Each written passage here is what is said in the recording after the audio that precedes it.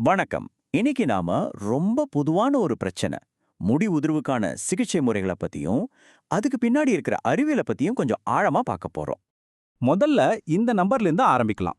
80%. இது சாதாரண நம்பர் இல்ல. 70 வயசாகும்போது காகேஷியன் ஆண்கள்ல 80% பேருக்கு வழுக்கை ஏற்படுது. யோசிச்சு பாருங்க, இது எவ்வளோ பெரிய எண்ணிக்கைன்னு. இந்த நிலைக்கு பேரு தான் ஆண்ட்ரோஜெனடிக் அலோபீஷியா, இல்லனா சுருக்கமா ஏஜிஏ. இது ஆண்களுக்கு மட்டும் இல்ல, பெண்களையும் பாதிக்கிற ஒரு விஷயம். சரி, அப்போ நம்ம உச்சந்தலையில நிஜமாவே என்னதான் நடக்குது? வாங்க கொஞ்சம் உள்ள போய் பாப்போம். இது எல்லாத்துக்கும் காரணம் டிஹெச்டி அப்படின்னு சொல்ற ஒரு ஹார்மோன் தான். இந்த ஹார்மோன் என்ன பண்றதுன்னா நம்ம மயிர்கால்களை கொஞ்சம் கொஞ்சமா சுருங்க வச்சிடுது. இதனால அடர்த்தியா திக்கா இருந்த முடி அப்படியே மெலிசா சின்னதா மாறிடும். இந்த ப்ராசஸ்க்கு பேரு தான் மினியேச்சரைசேஷன்.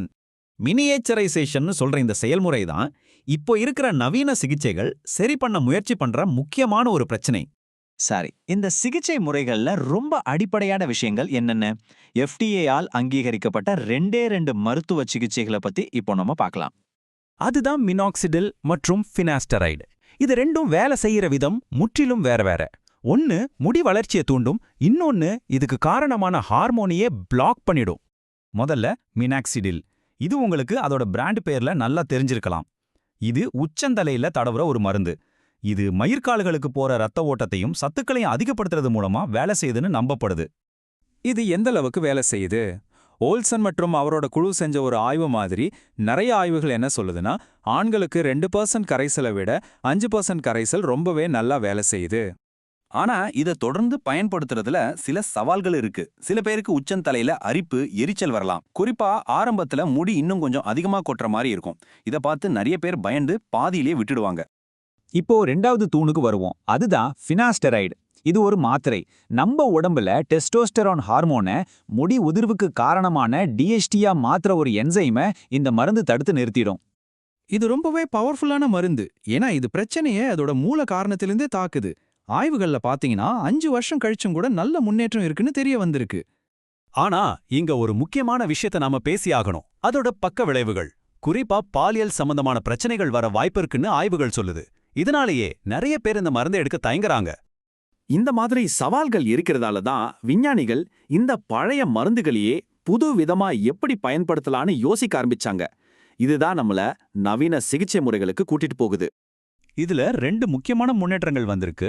ஒன்னு, மினாக்சிடைல கம்மியான டோஸ்ல மாத்திரையா எடுத்துக்கிறது. இது ரொம்ப வசதியா இருக்கும். இன்னொன்னு, ஃபினாஸ்டரைட உச்சந்தலையில தடவுற மாதிரி ஜெல் அல்லது ஸ்ப்ரே வடிவத்துல கொண்டு வந்தது. இதனால உடம்பு முழுக்க பரவுற பக்க விளைவுகளை குறைக்கலாம். இதுல டாபிக்கல் ஃபினாஸ்டரைட் பத்தி ஒரு விஷயம் ரொம்பவே சுவாரஸ்யமானது. என்னன்னா, இது மாத்திர அளவுக்கு நல்லா வேலை செய்யுது, ஆனா ரத்தத்துல கலக்கிற அளவு 100 மடங்குக்கும் கம்மி. இதனால பக்க விளைவுகளும் ரொம்ப ரொம்ப கம்மி. சரி, மாத்திரை மருந்தெல்லாம் வேண்டாம்னு நினைக்கிறவங்களுக்கு வேற என்ன வழிகள் இருக்கு? வாங்க அடுத்த கட்ட சிகிச்சைகளான சில ப்ரொசீஜர்ஸை பத்தி பார்க்கலாம். முதல்ல லோ லெவல் லேசர் தெரப்பி, அதாவது LLT.